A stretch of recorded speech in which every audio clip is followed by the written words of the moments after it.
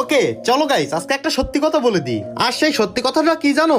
সবাই কিন্তু গ্যারেনার দালালদের অপছন্দ করে, কিন্তু এই ভিভেস পাওয়া, এই গ্যারেনার দালাল হওয়ার জন্য যে কত মানুষ কত চেষ্টা করতেছে তার নাই ঠিক। আর এর কারণ কি জানো? তুমি যদি গ্যারেনার দালাল হইতে পারো তাহলে কিন্তু তুমি ইচ্ছা মতো ডায়মন্ড পাবা এবং তুমি রেয়ার রেয়ার বান্ডেল বের করতে পারবা। কি বিশ্বাস হয় না? দেখো আমি কিন্তু গ্যারেনার কাছ থেকে ডায়মন্ড পেয়ে আমার রেয়ার রেয়ার যত বান্ডেল পছন্দ আছে সবকিছু বের করতে পারছি।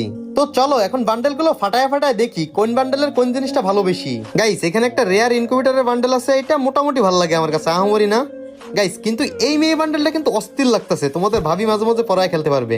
আর এই ছেলে বান্ডেলটা ভাই মোটামুটি ভালো লাগতেছে, চুলটা মনে হয় একটু বেশি ভালো লাগবো। এ রে না রে, সাপি সাপি লাগতেছে গাইস, চুল ভালো লাগতেছে না। এটা এভারেজ খারাপ না, এটাও এভারেজ খারাপ না।